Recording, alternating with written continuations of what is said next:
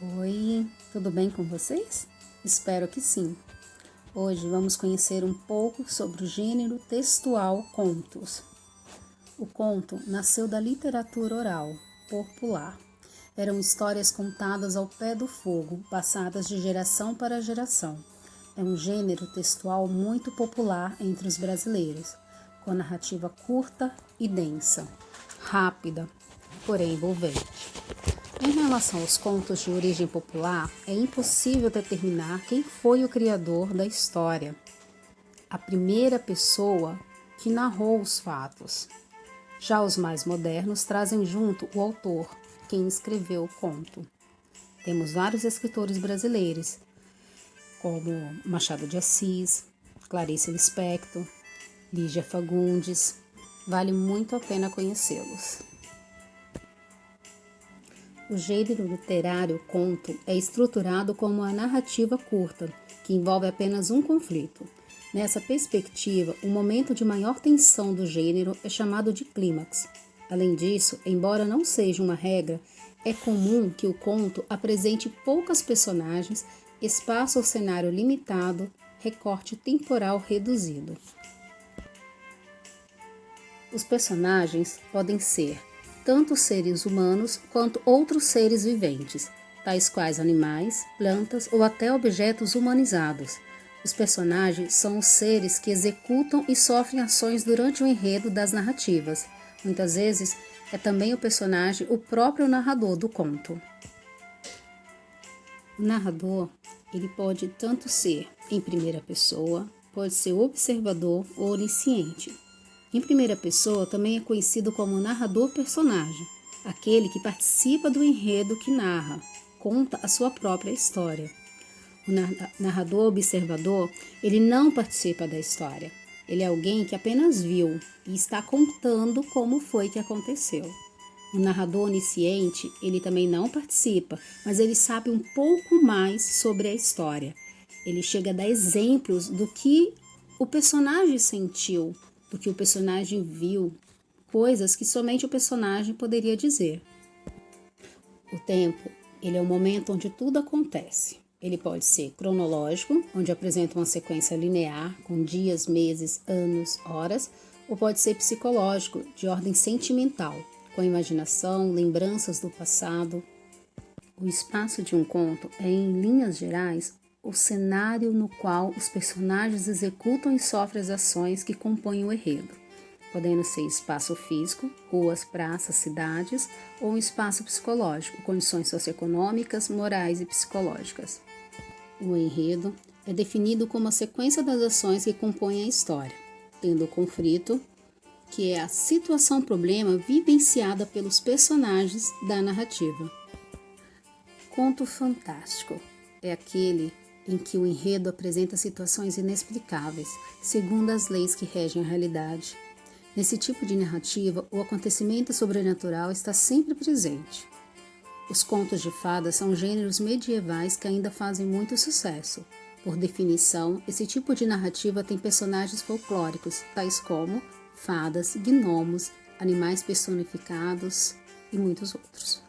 Além disso, é comum que esse tipo de conto apresente um fundo moral claro, e por isso tem certo caráter didático. Conhecemos vários contos de fadas, não é mesmo?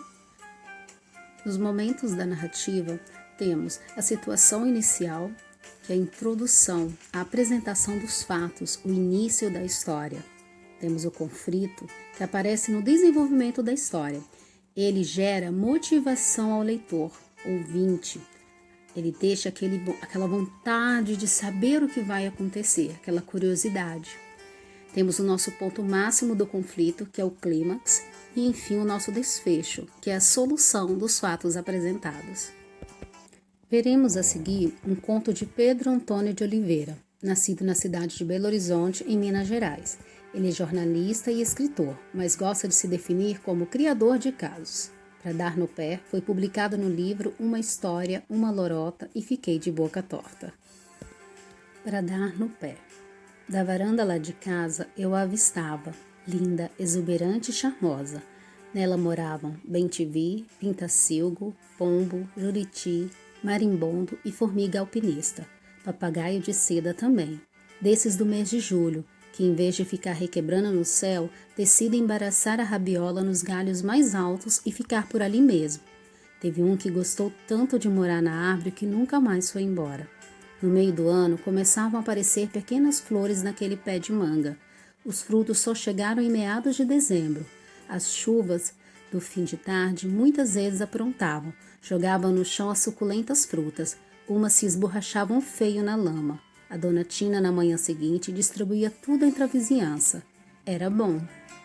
Um dia, surgiu uma notícia que não agradou a molecada. Iriam derrubar o pé de manga e, no lugar, construir uma casa. Achei um absurdo. Será?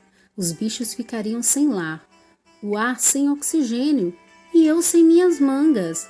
Ora, onde já se viu um negócio desses? Corri como um foguete para chamar a turma. Fomos para debaixo da mangueira. Criamos grito de guerra e tudo, só para tentar salvar a árvore. Improvisamos cartazes e fizemos o maior auê. Logo conseguimos mais adeptos para a manifestação. A rua inteira ficou tomada de gente. Vieram TV, rádio, jornal. Eu não parava de dar entrevistas. Fiz discurso inflamando, precisava ver, com direito a lágrimas e voz rouca para causar emoção. O pior foi quando me empolguei. Estava agradando tanto que comecei a dirigir adjetivos pouco delicados à dona Tina, ela que não deixasse cortar a árvore. Mas o tiro saiu pela culatra. Nós nunca mais chupamos mangas daquela mangueira. Nunca mais mesmo.